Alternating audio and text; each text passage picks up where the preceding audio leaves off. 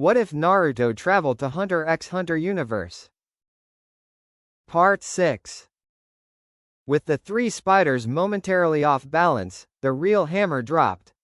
Naruto materialized in the dead center of the melee, his hands moving in a blinding cross sign. Poof! Poof! Two shadow clones erupted into existence, instantly flanking Finks and Maki before they could recover their stances. Let's see you spin that arm when you're airborne, pal! Naruto yelled. The real Naruto caught Finks by the shoulder, utilizing a classic shinobi redirection technique to completely invert the giant's momentum, throwing him straight over his head. Simultaneously, his clones swarmed Maki and Phaeton, forcing them onto the defensive with a relentless flurry of high-velocity, close-quarters taijutsu strikes that didn't allow them to mold their nen. Up in the rafters, Maki, bloody but resilient, managed to secure Chrollo against her back. Finks, Phaeton, we have the chief. Fall back. Realizing they were fighting a losing battle against a perfectly synchronized, hybrid war machine, Phaeton bit his lip, grabbing a dazed Finks by the collar. With a coordinated burst of Ko to shield their retreat, the remaining spiders detonated a localized smoke bomb, vanishing through the shattered roof into the dark Yorknu night. The pavilion fell completely silent, the heavy, murderous aura finally dissipating into the cold air.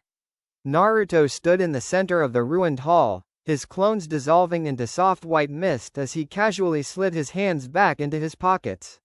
He looked up at the shattered ceiling, a proud, sharp grin breaking across his face as he looked at Gon and Killua. Haha, they ran away with their tails between their legs. Naruto laughed loudly, giving both boys a massive double high five. Your timing was perfect, you guys. We completely broke their formation, believe it. Kurapika stepped out from the stage wings, the flawless glass jar containing the scarlet eyes held securely under his arm. His pupils were still a soft, fading crimson, but the crushing weight of his isolation was entirely gone, replaced by the unyielding strength of the squad standing beside him. Kurapika held the jar tightly against his chest, the faint, tragic glow of his pupils' eyes reflecting in the quiet darkness of the ruined pavilion. He took a long, stabilizing breath, his shoulders finally dropping as the crimson in his eyes receded completely back into a deep, clear gray. We secured them, Kurapika said, his voice carrying a profound, quiet weight. He looked at Naruto, Gon, and Killua. Without your intervention, I would have thrown my life away tonight. And the spiders, they would have taken everything.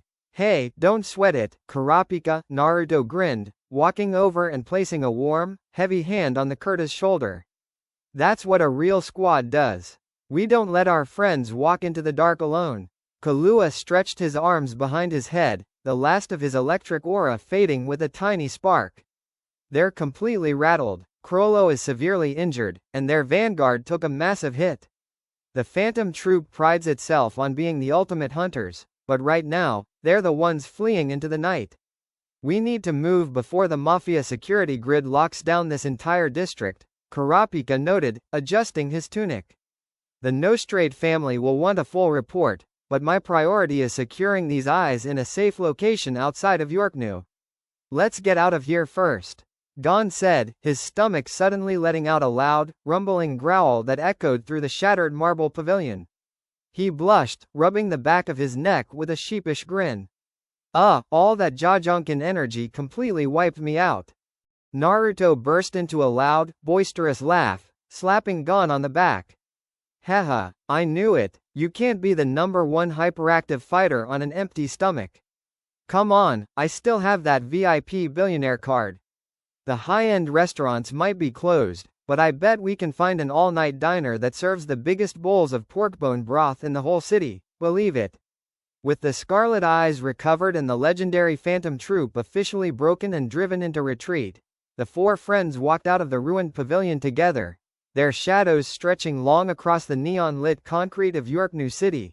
No longer just initiates, but the undisputed masters of the Shadow War.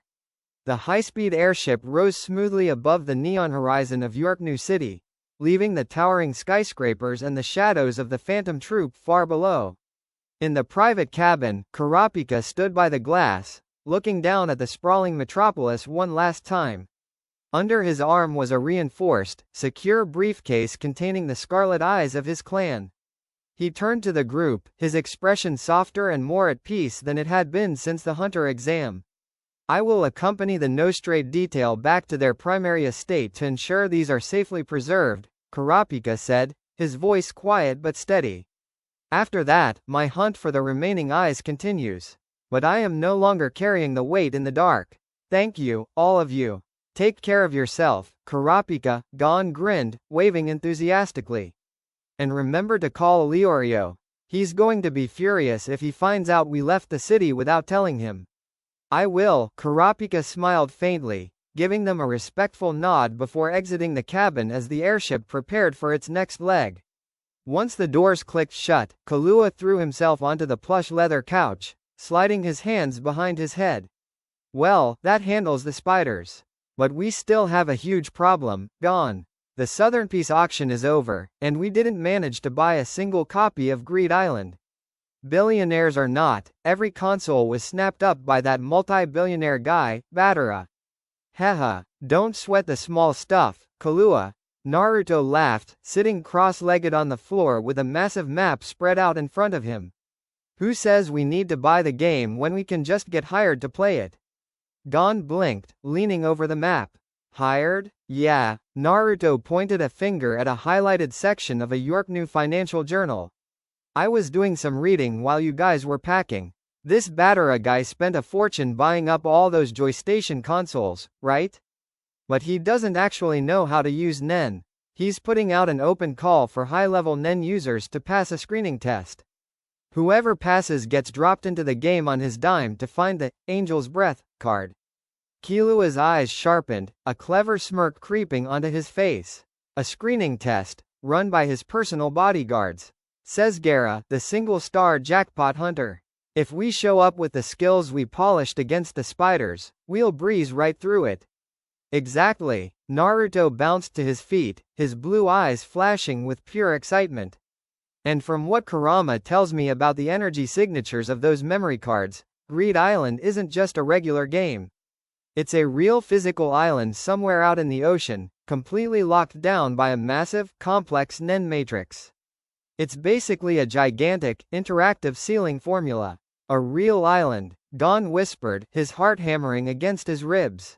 His father, Jingfrisi SS, had created it. Every clue, every challenge inside that matrix was a direct message from him. We're finally going, Kahlua. We're going to find Jing's game. You bet we are. Naruto grinned, throwing his arms around Gon and Killua's shoulders, dragging them into a huddle. We've got the funds, we've got the squad training, and we've got a whole new world to explore. Next stop, the Greed Island trials.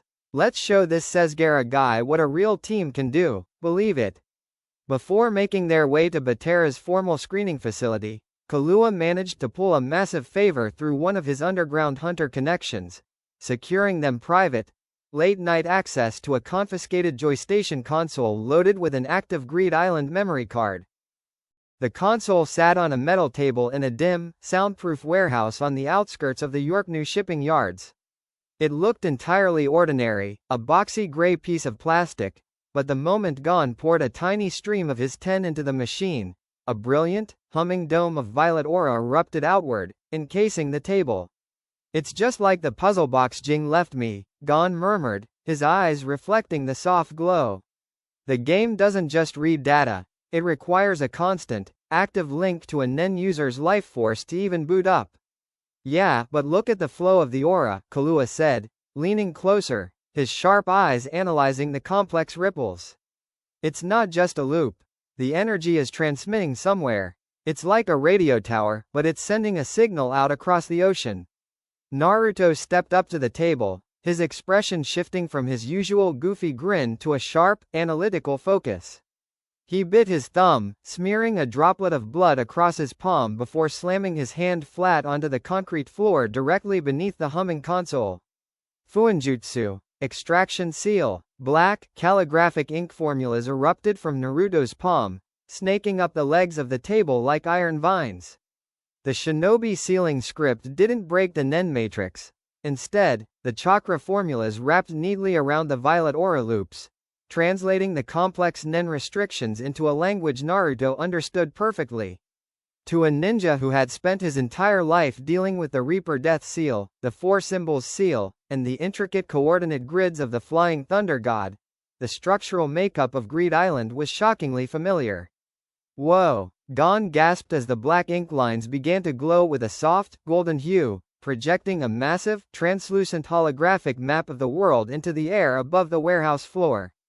Check it out, Naruto muttered, tracing his finger along a thin, golden ley line of energy stretching from their current location in the middle of Yorknu out into the vast, uncharted waters of the Eastern Ocean.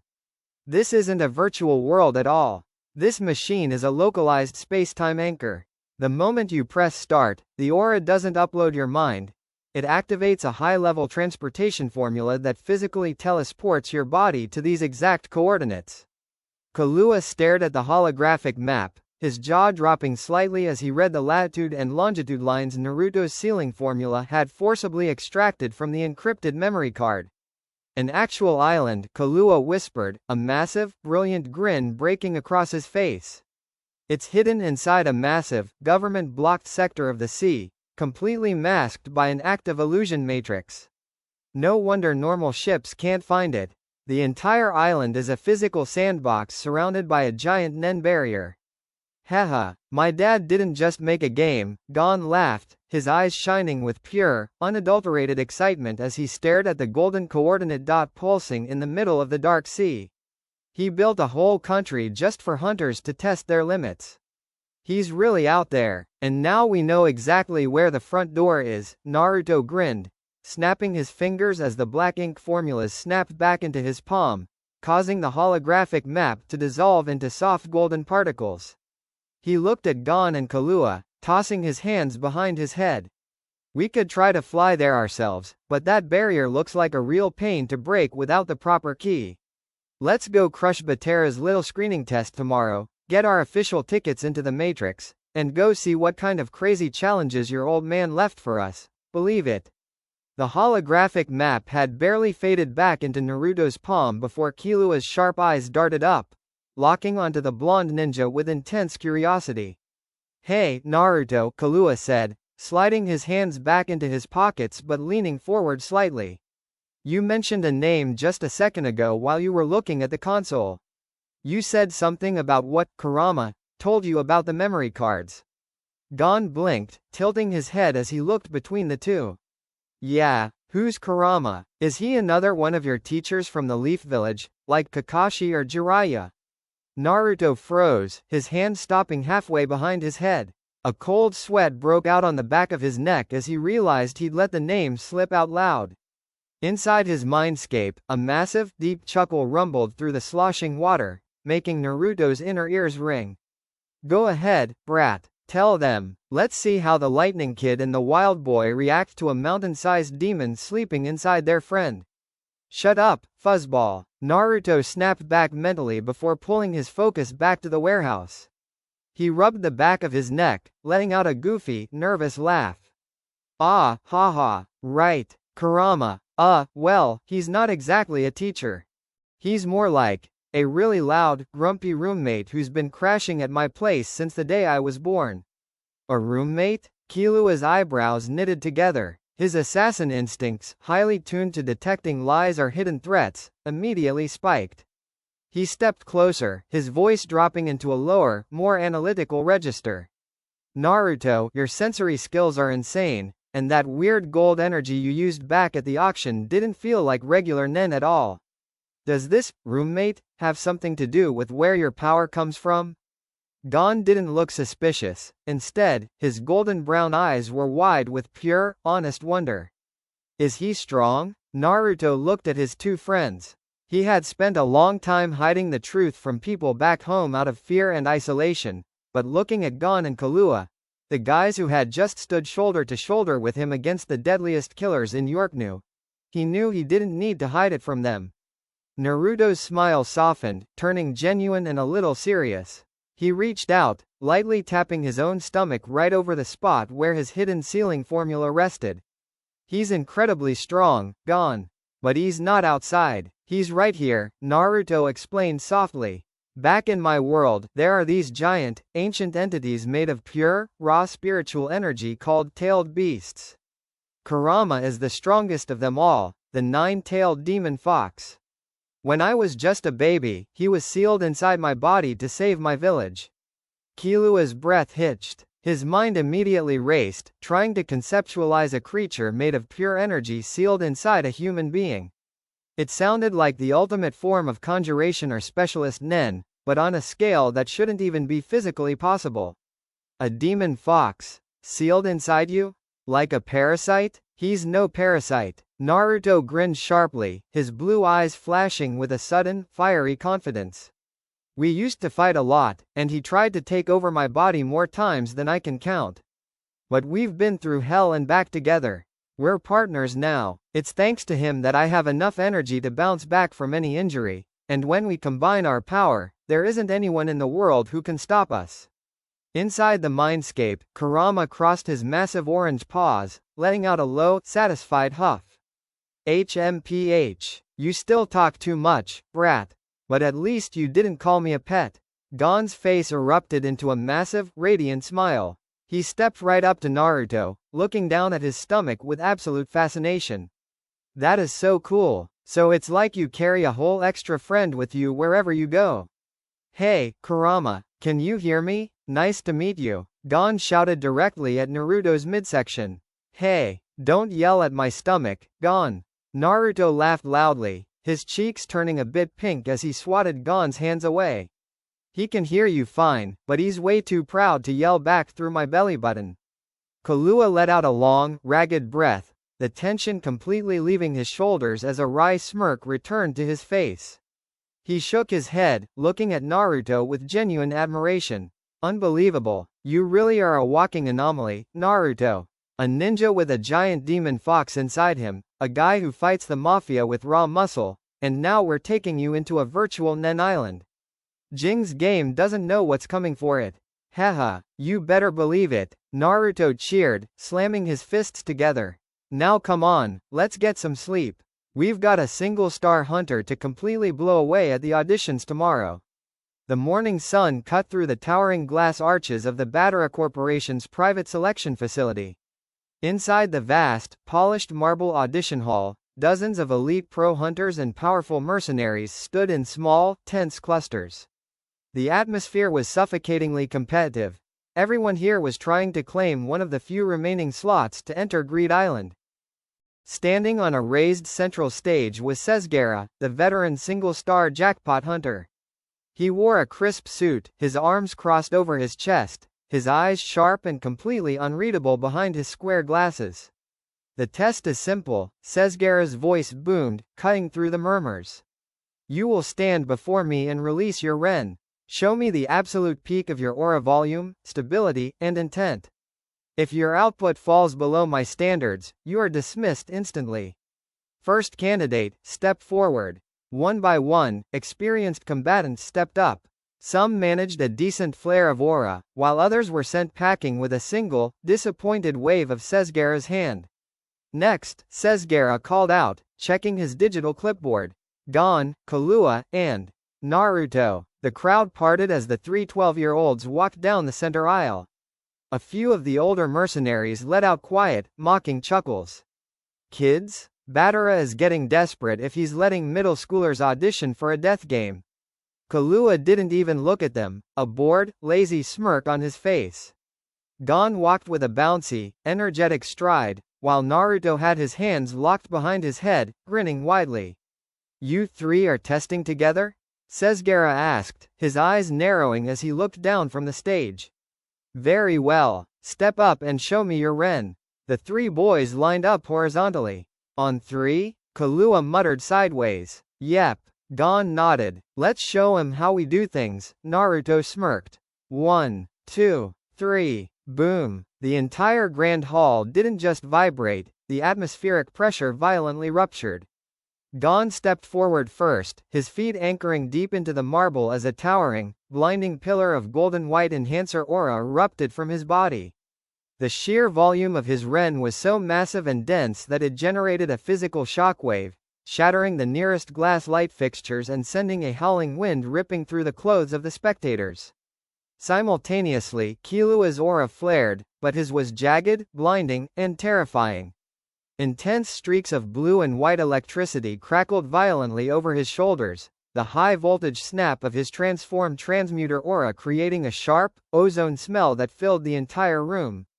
But it was Naruto who completely shattered Sesgara's concept of reality. Naruto didn't have Nen, but fueling his presence was a microscopic drop of Kurama's ancient, dense chakra mixed perfectly with his own yang energy. When Naruto flexed his internal network, no colored aura appeared. Instead, the raw physical density of his mass skyrocketed. The marble floorboards beneath his heavy boots instantly splintered and cracked under the sudden, immense downward gravitational force.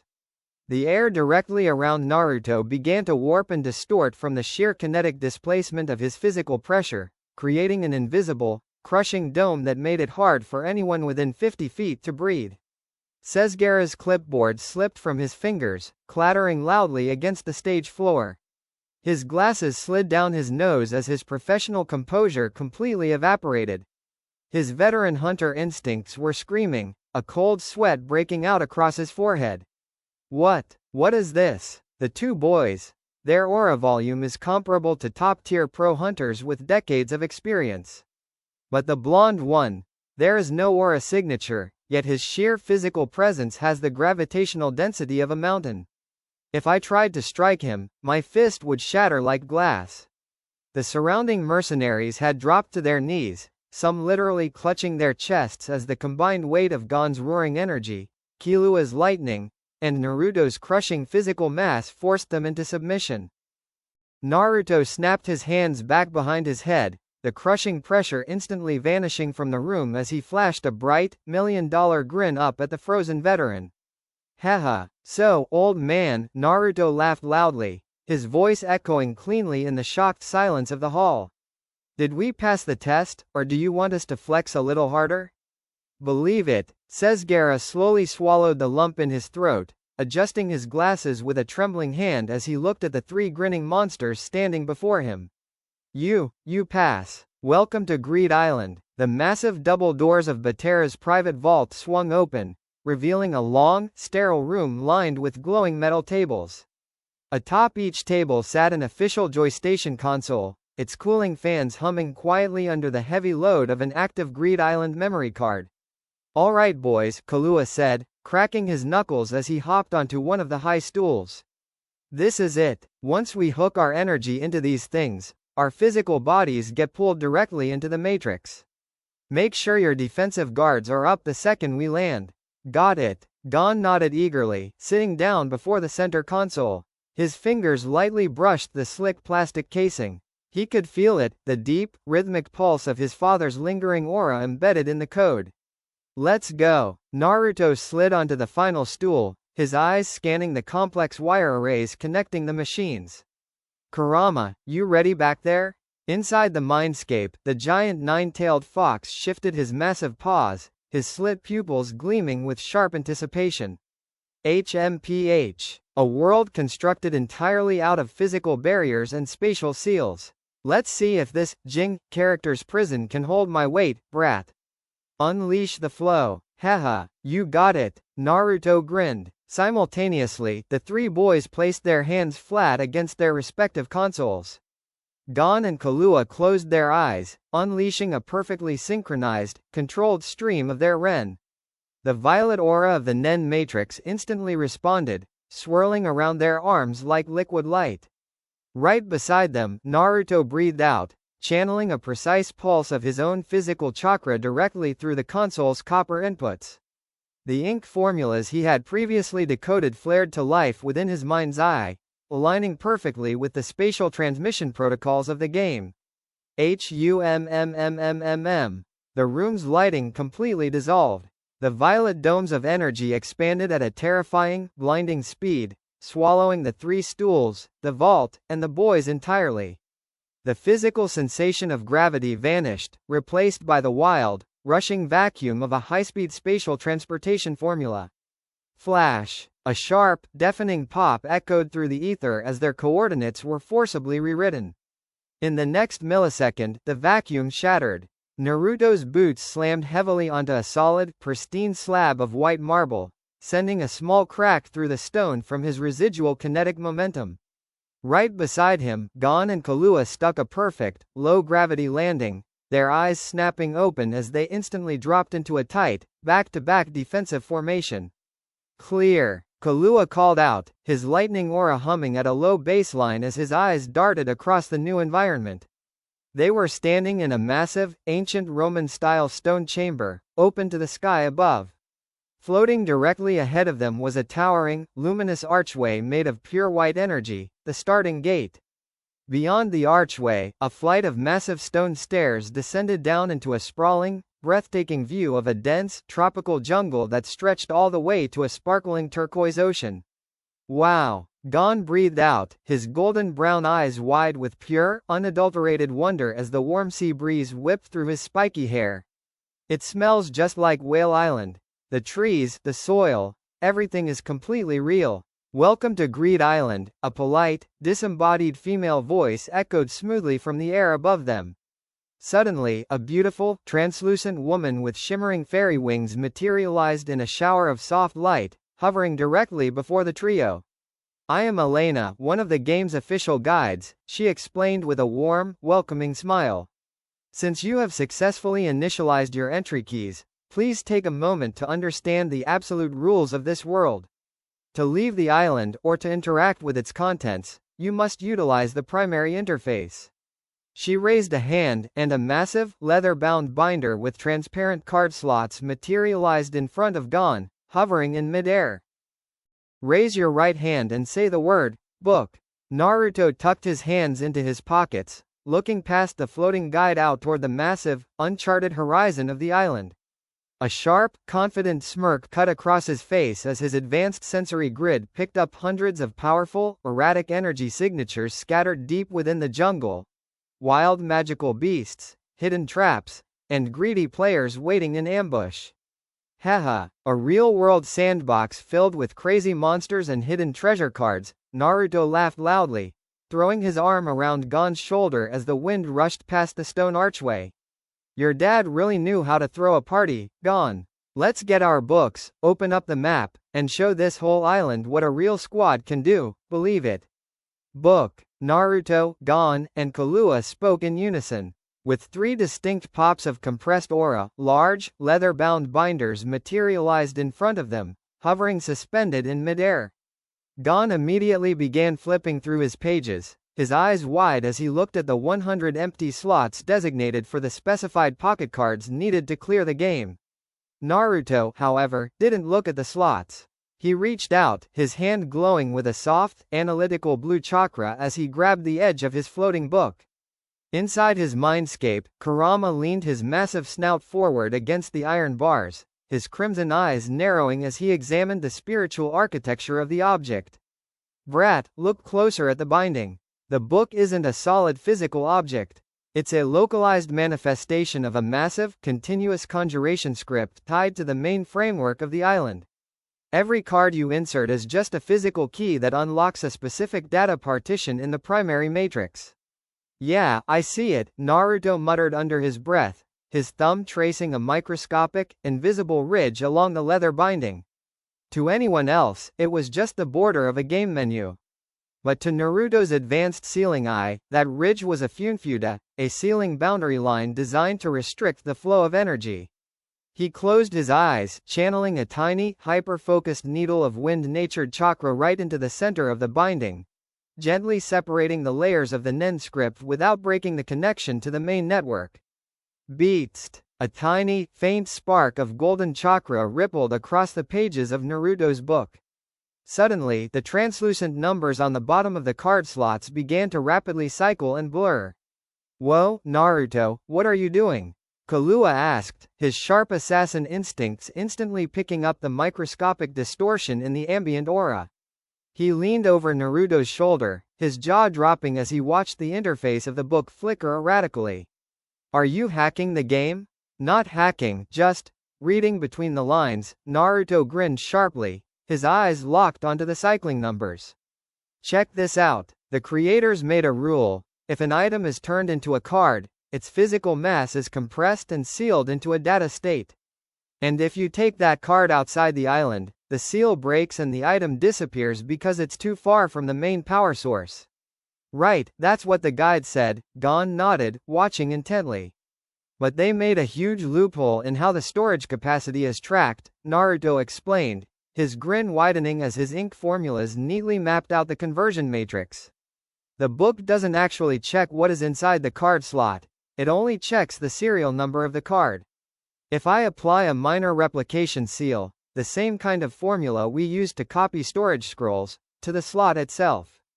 Naruto tapped the first empty slot with 2 fingers. Ping! A faint, glowing golden copy of an empty card slot materialized right next to the original, hovering just outside the boundary of the page.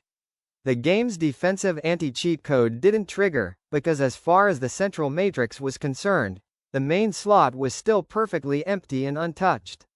Kahlua stared at the extra floating slot, a brilliant, thoroughly devious smirk slowly cutting across his face as he realized the sheer tactical absurdity of what Naruto had just done. No way, you just created a ghost slot. If we put a rare card in there, the game will think we still have an empty slot, meaning the item limit per player doesn't apply to us. We can hoard as many duplicate cards as we want without triggering the server's tracking system. And that's not all, brat, Kurama rumbled deep within Naruto's mind, a wicked, razor-sharp smile bearing his massive fangs. Because the data matrix is purely structural, you can use your sealing scrolls to manually cache the items before they even convert into cards. You can bypass their entire inventory system entirely. Haha, you hear that, guys? Naruto laughed loudly, snapping his book shut as the floating ghost slot folded neatly into the leather binding, completely hidden from sight. He threw his arms around Gon and Killua's shoulders, dragging them toward the massive white stone stairs leading down into the jungle. We haven't even taken our first step into the grass, and we've already got a secret back door to the vault. Your dad's game is awesome, Gon. Let's get down there and start collecting, believe it. The moment the trio stepped off the final marble step of the starting platform, the lush, humid air of the Greed Island jungle swallowed them whole. But before they could take 10 paces into the vibrant green brush, the ambient aura in the immediate area shifted.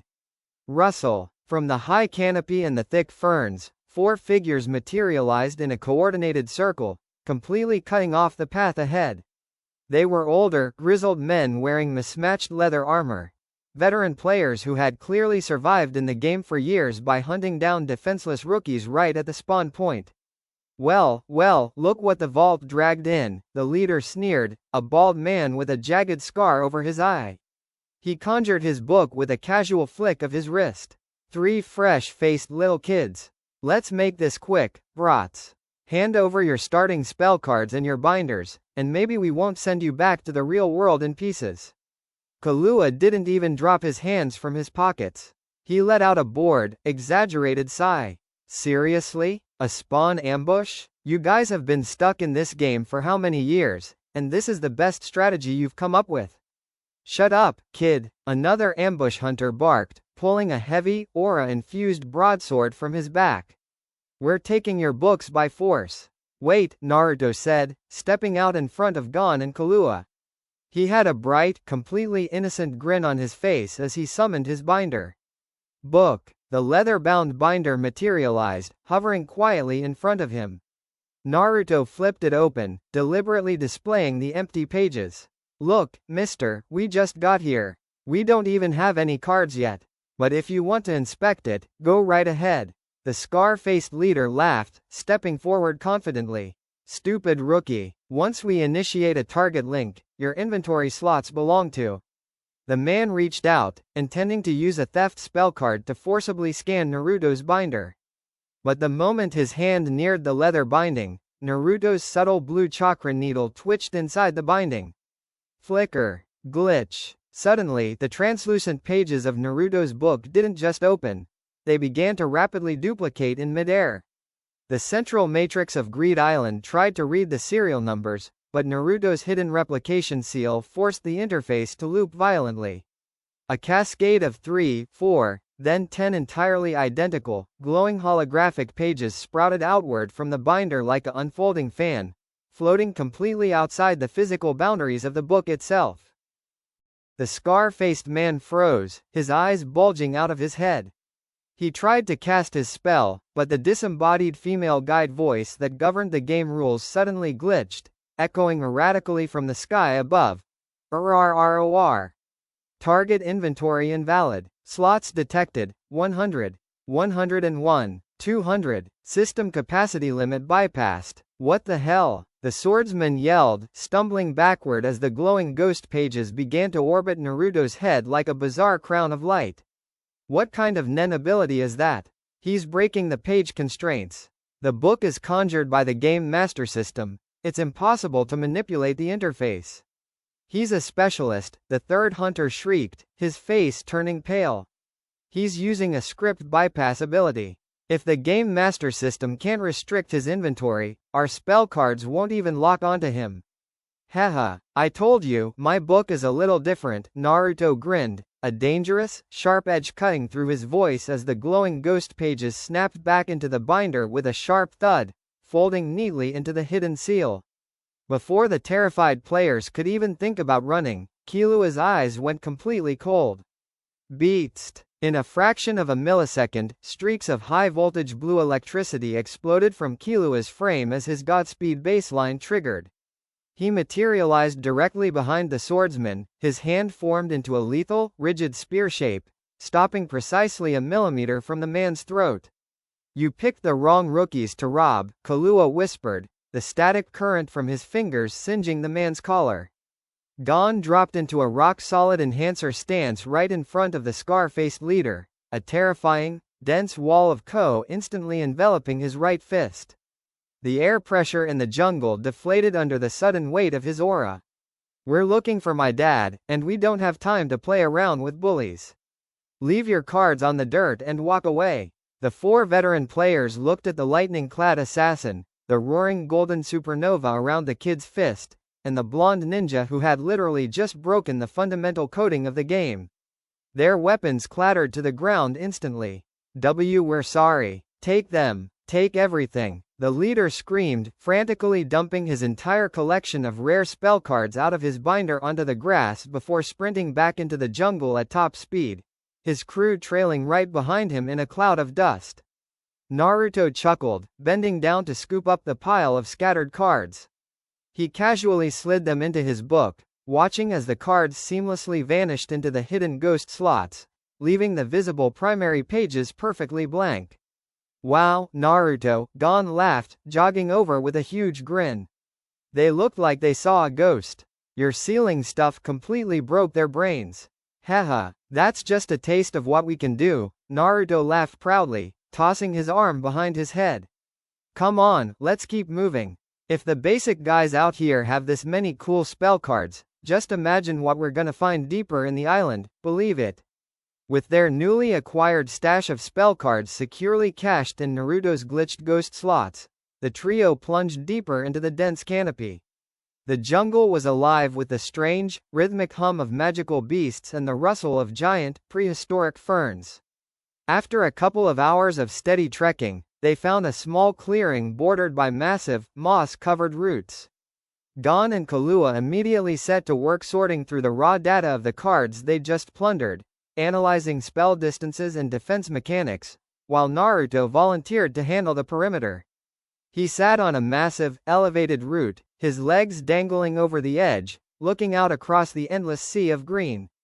The sight of the deep forest, the canopy catching the late afternoon sun, and the distant hum of danger suddenly felt intensely familiar. A heavy, quiet warmth settled into his chest. Inside his mindscape, the sloshing water was perfectly still. Kurama lay with his massive chin resting on his paws, his giant ears twitching softly in tandem with Naruto's thoughts. Reminds you of the Forest of Death, doesn't it, brat? The fox rumbled, his voice unusually gentle. Yeah, Naruto thought back, a faint, nostalgic smile touching his lips. A little bit. Except back then, we were running for our lives from Orochimaru, and I didn't know anything about how big the world really was. Man, Naruto muttered out loud to himself, leaning back against the rough bark of the tree. It really has been a lifetime. Feels like just yesterday I was trying to pass that survival exam with Kakashi-sensei, terrified I'd get sent back to the academy. I can't believe it's been nearly 2 decades since the war ended. 2 decades? Naruto's eyes snapped open. He had been so lost in his own head that his active sensory grid had completely tuned out the immediate vicinity. Down below, Gon and Killua had stopped sorting cards. Both boys were staring up at him, their expressions completely frozen. Killua's eyebrows were pinched in deep, frantic confusion, his sharp mind immediately doing the math and violently rejecting the conclusion. Gon's mouth was slightly open, his head tilted so far to the side he looked like a puzzled puppy. Naruto blinked, a cold sweat breaking out on his forehead. "What's up, guys?" Naruto, Killua said slowly, stepping out from under the root to look him dead in the eye. "What did you just say?" I said the forest looks nice." Naruto laughed nervously, rubbing the back of his neck at supersonic speed. "Super green. Lots of trees, believe it." "No, before that," Killua countered, his blue eyes narrowing to razor slits. "You said it's been nearly 2 decades since the war ended. And you talked about taking an exam a lifetime ago." "Yeah," Gon chimed in, stepping up beside Killua, his golden brown eyes wide with absolute bewilderment. "Naruto, if you were fighting in a war 20 years ago, and you already graduated from an academy before that, how old are you?"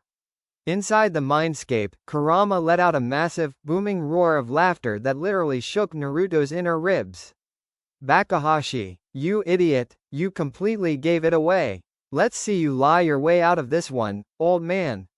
"Shut up, Kurama, help me think of something." Naruto panicked internally. He looked down at his own hands, then down at the two 12-year-olds. To anyone in this world, and visually, to himself, he looked like a vibrant, hyperactive teenager, barely older than them, maybe 15 or 16 at the absolute most. The sheer density of his yang energy and the cellular regeneration from Kurama's chakra had essentially frozen his physical prime. But chronologically, between the years of training, the war, his time as Hokage, and whatever temporal displacement brought him to this world. Well, Naruto stammered, his face turning bright red as he realized he was completely cornered by a pair of pre-teens. It's a bit complicated. You look exactly our age. Maybe a little older," Killua yelled, his voice cracking slightly in sheer disbelief as his logical brain short-circuited. "Are you telling us you're actually some kind of disguised middle-aged guy? Is your appearance a high-level transformation nen? Are you like Biscuit?" "No, I'm not using a transformation trick. This is my real body." Naruto defended himself loudly, jumping down from the root and landing smoothly in front of them. He threw his hands up in defeat. "Look, time moves differently where I come from, okay? And my body regenerates so fast that I don't really age like normal people. But yeah, if you're counting the actual years, I'm technically in my late 30s. Gon and Killua both took a synchronized step backward. 38? Gon whispered, trying to process the concept of the loud, ramen-obsessed, orange-wearing ninja who ran with his arms behind his back being older than his own Aunt Mito. Killua clutched his head with both hands, his eyes spinning. "I've been taking tactical advice, eating junk food, and arguing about video games with a literal old man. My whole life is a lie." "Hey, who are you calling an old man?" Naruto snapped, his teeth turning into comedic shark fangs as he shook his fist at Killua. "I'm in the peak of my youth. 30-something is the new 20-something, believe it. And besides, I still feel 16. Gon stared at Naruto for a long, quiet moment, before a massive, brilliant smile suddenly broke across his face. He walked right back up to Naruto, completely unfazed. "Well, I don't care how many years you've been alive, Naruto. You're still our teammate, and you're still the coolest guy we know. Right, Killua?" Killua slowly lowered his hands, letting out a long, defeated sigh, though a genuine smirk finally returned to his face. Yeah, I guess it explains why your battle instincts are so ridiculous. You've had 20 years of extra practice on us. He looked up at Naruto, his eyes gleaming with a competitive fire. Just don't expect me to start calling you Uncle Naruto, old man. Oh, you definitely better not. Naruto laughed loudly, the tension completely evaporating into the warm jungle air as he gave Killua a playful shove. Come on, let's get moving before the old man has to show you rookies how to actually clear a dungeon, believe it. The trio moved out of the clearing, the dynamic between them subtly shifted but entirely intact. Killua still kept his hands in his pockets, but every few minutes, his eyes would dart over to Naruto, clearly trying to reconcile the image of a hyperactive, ramen-obsessed teen with a battle-hardened war veteran approaching middle age. So, Killua started, his voice dripping with casual sarcasm, since you've got 20 years of extra experience on us, old man, what's the plan for finding these cards? Or do you usually just punch things until a prize falls out? Hey, my tactical skills are top-notch, brat. Naruto fired back, pointing an accusatory finger. I've infiltrated fortified fortresses, tracked rogue missing nin, and managed a whole village budget. Well, Shikamaru handled the budget, but I signed the papers. Gon laughed, jumping over a massive, exposed root with perfect agility. Naruto, what was it like? Being the leader of a whole village? Naruto's boisterous energy softened just a fraction. He looked up at the sunlight filtering through the dense canopy, his blue eyes reflecting a deep, quiet pride. It was heavy, Gon. Exhausting, tons of paperwork, and everyone constantly looking to you for answers. But, it was the best feeling in the world. Knowing that every single person in that village was safe because you were watching over them. They weren't just citizens, they were my family. Gon nodded seriously, his eyes shining. That sounds exactly like what a true hunter should be. Yeah, well, right now, the Hokage is playing a video game, Killua interrupted, holding up a map card they had swiped from the ambushers. According to this, the closest town is Macedora, the city of magic. It's a couple of days' trek through some pretty high-rank monster territory. If we want to get the baseline spell cards, that's where we need to head. Sounds like a plan. Naruto grinned, slamming his fists together. Let's speed things up a bit. Show me that rooftop pace we practiced in Yorknu. Without a second word, the three blurred forward. Gon and Killua ran with perfect, low-profile nen efficiency, their feet barely brushing the forest floor. Naruto kept pace effortlessly beside them, his signature low-to-the-ground shinobi sprint cutting through the brush like a gust of wind. As they moved, Naruto's sensory grid suddenly picked up a highly irregular, incredibly dense spike of aura directly in their path. It wasn't the wild, chaotic signature of a magical beast, nor was it the hostile, sloppy energy of the player killers from earlier.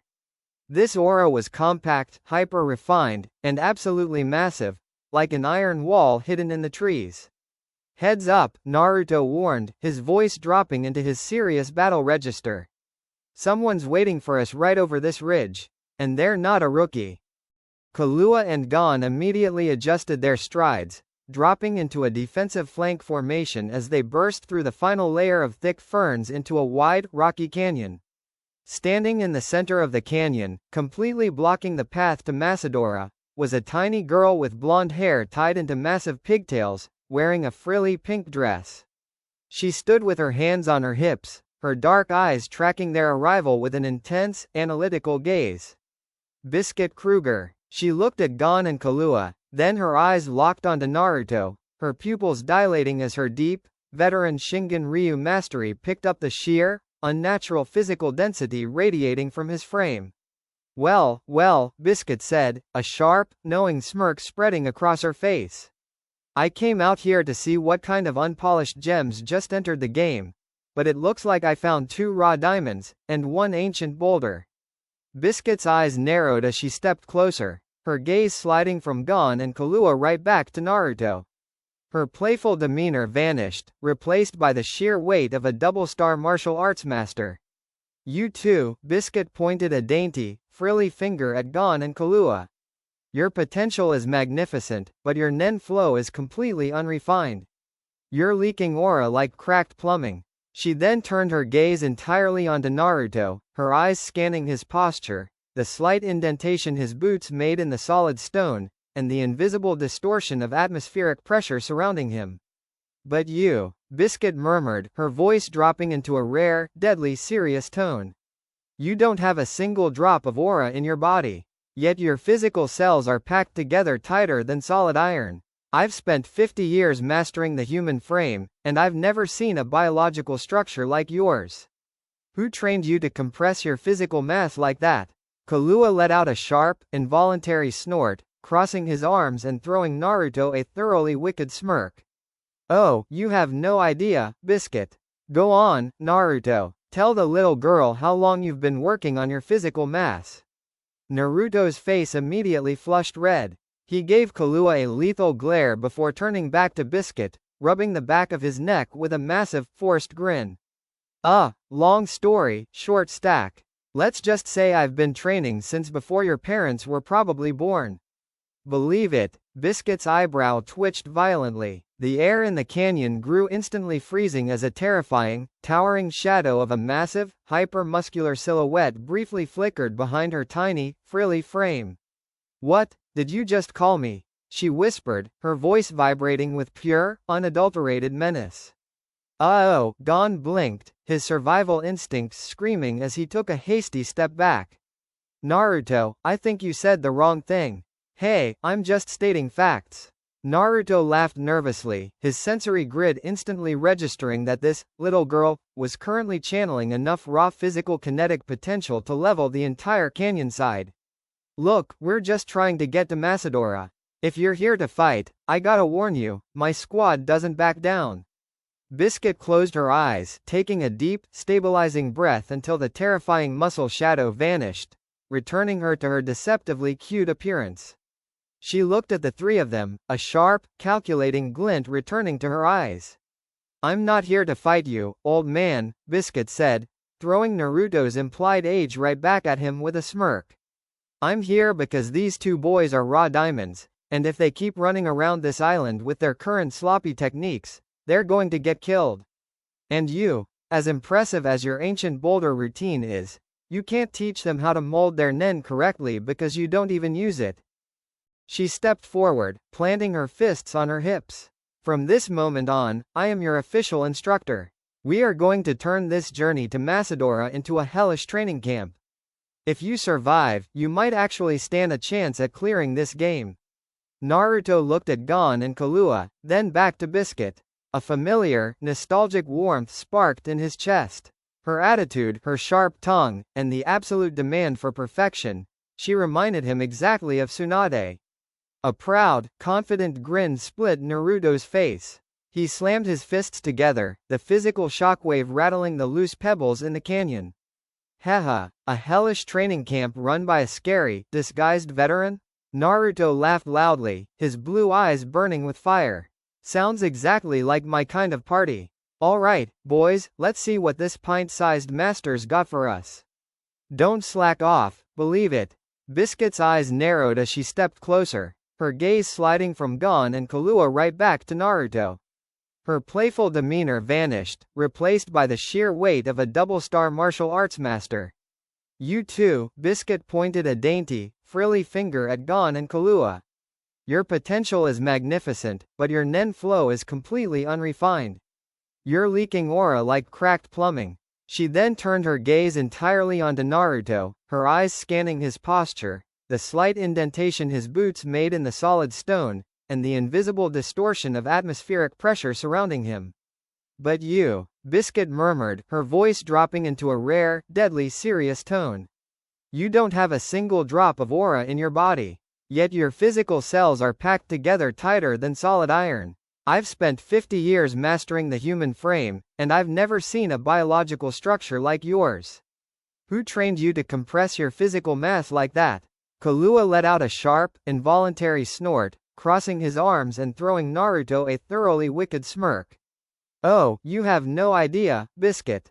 Go on, Naruto. Tell the little girl how long you've been working on your physical mass. Naruto's face immediately flushed red. He gave Kahlua a lethal glare before turning back to Biscuit, rubbing the back of his neck with a massive, forced grin. Long story, short stack. Let's just say I've been training since before your parents were probably born. Believe it, Biscuit's eyebrow twitched violently. The air in the canyon grew instantly freezing as a terrifying, towering shadow of a massive, hyper-muscular silhouette briefly flickered behind her tiny, frilly frame. What, did you just call me? She whispered, her voice vibrating with pure, unadulterated menace. Oh, Gon blinked, his survival instincts screaming as he took a hasty step back. Naruto, I think you said the wrong thing.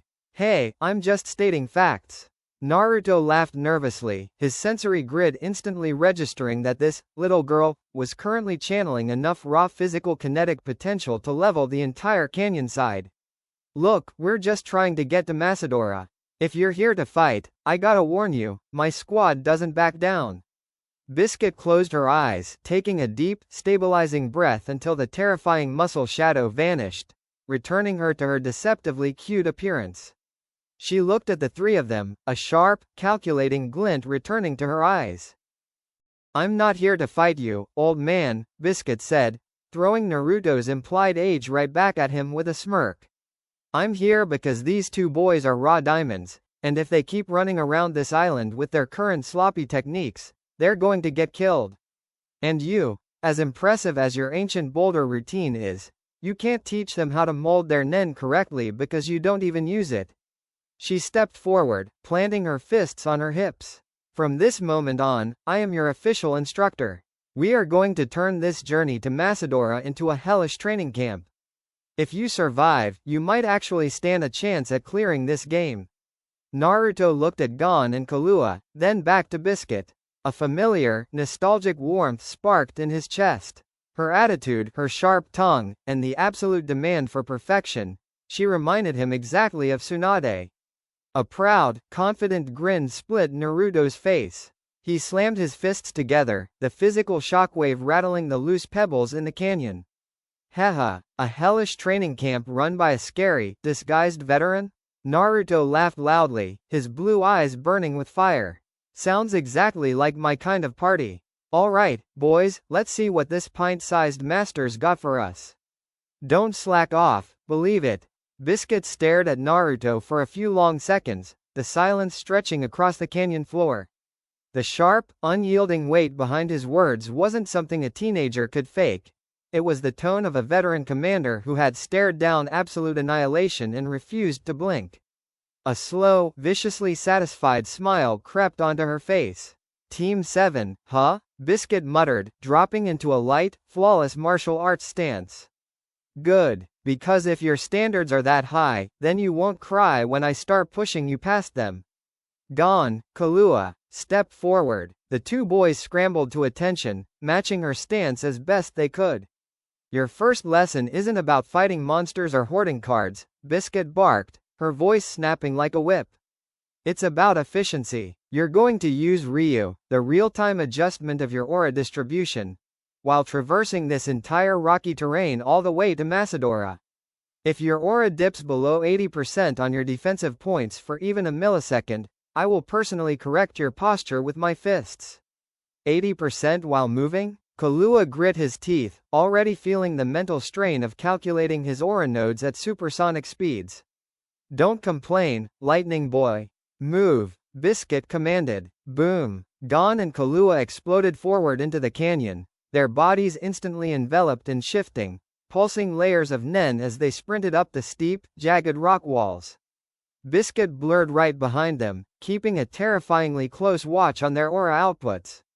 Naruto chuckled, dropping into his low shinobi sprint to keep pace right alongside the group. He didn't have a nen shroud to manage, but his sensory grid was wide open, mapping every loose pebble, hidden trap, and erratic energy signature in a 5-mile radius. The pink brat has a point, you know, Kurama's voice echoed lazily from the deep recesses of Naruto's consciousness. Those two have a massive reservoir of energy, but they throw it around like children swinging clubs. If they learn to compress it the way we handle chakra density, their raw output will double by the time we hit the center of this island. Yeah, Naruto thought back, a fierce, competitive spark igniting in his eyes as he watched Gon and Killua push through the agonizing fatigue of the training drill. They've got the drive. Watching them reminds me of why I love being part of a squad in the first place. Hey, old man, Biscuit yelled from across the canyon wall, effortlessly keeping pace with the sprint while maintaining her pristine, frilly appearance. Stop daydreaming and watch their flanks. We've got a horde of Cyclops boars migrating into the lower basin up ahead, and I expect your Team 7 tactics to clear them out without dropping the aura drill. Haha, you got it, boss. Naruto shouted back, a brilliant, million-dollar grin splitting his face as he accelerated, his heavy boots kicking up a storm of gravel. Hear that, boys? Target practice up ahead. Let's show her what a real combination attack looks like, believe it. The roaring heat of the canyon daytime gave way to a crisp, starlit desert night. A small campfire crackled in the center of their rocky hollow, casting long, dancing shadows against the canyon walls. Gon was already passed out hard on his bedroll, snoring softly after 12 straight hours of Biscuit's brutal aura distribution drills. Biscuit herself was inside her private tent, likely resting or reading her magazines. By the fire, Naruto sat cross-legged, using a small stick to poke at the glowing embers. Crunch. Kahlua stepped into the firelight, his hands deep in his pockets, looking down at the flames. He didn't immediately sit. He just stood there for a second before dropping onto a smooth stone opposite Naruto. His spiky silver hair caught the orange glow of the embers. Hey, Kahlua said, his voice unusually quiet so as not to wake Gon. Hey, Naruto replied, looking up with a warm smile. Can't sleep? Biscuit really ran you guys through the ringer today. My muscles are fine. It's the mental strain, Kahlua muttered, rubbing his temples. He hesitated, his sharp blue eyes locked onto Naruto's face. Listen, earlier today, you mentioned that guy from your old squad. Sasuke, you said he used high-speed lightning that shaved the air. Just like my Godspeed. Naruto set the stick down, his expression turning attentive. Yeah, he called it the Chidori. The 1,000 birds. Because when he charged it, the electrical friction sounded like 1,000 birds screaming at once. Kahlua leaned forward, his elbows resting on his knees. How did he handle the backlash? When I use Narukami or Godspeed, I'm not just emitting electricity, I'm running high-voltage current directly through my own nervous system to force my muscles to react past their physical limits. I can only do it because my family literally tortured me with electricity since I was a baby to build up an immunity. But even then, it drains my nen capacity like crazy. If I run out of juice, I'm completely vulnerable. Naruto nodded slowly, understanding the mechanics immediately. Sasuke's method was different because of how we mold energy. You guys use nen, which is your own life force leaked outward and shaped. We use chakra, which is a mix of physical and spiritual energy kept inside the body until the exact moment of execution. Naruto reached out, holding his palm flat over the fire. To make the Chidori, Sasuke didn't just generate lightning, Naruto explained, his voice dropping into a deep, instructional tone. He used nature transformation. He took his raw, shapeless chakra and compressed it into a single point, his hand. Then, he used his mind to forcibly alter the quality of that energy, spiking its frequency until it literally converted into physical lightning. He wasn't running an external current through his nerves, he was transforming his internal cells into the current. Killua's eyes widened slightly, his analytical mind immediately began breaking down the theory. Internal transformation. Instead of my method, which is charging myself up like a battery and letting the current flow out, he was changing the biological state of his energy at the source. Exactly, Naruto nodded, but it had a massive flaw. Because the speed was so intense, it gave him extreme tunnel vision. He moved so fast his normal human eyes couldn't track his surroundings, making him open to a counterattack. He could only pull it off because his clan had a visual trait, the Sharingan, that let him perceive the world in slow motion. Kahlua let out a low, breathy whistle, looking down at his own pale hands. A tiny spark of blue electricity danced across his knuckles. I don't have magic eyes. But my assassin training, my echo and my sensory tracking, they let me perceive threats at supersonic speeds anyway. If I stop treating my lightning like an external armor, and start focusing the transmutation inside my core energy channels before it even hits my skin. You'd save a ton of energy." Naruto finished for him, a proud, brilliant grin breaking across his face. "You're trying to hold the lightning on the outside, Kahlua. But you're already immune to it. Trust your body. Let the energy become a part of your baseline flow, rather than a coat you're wearing."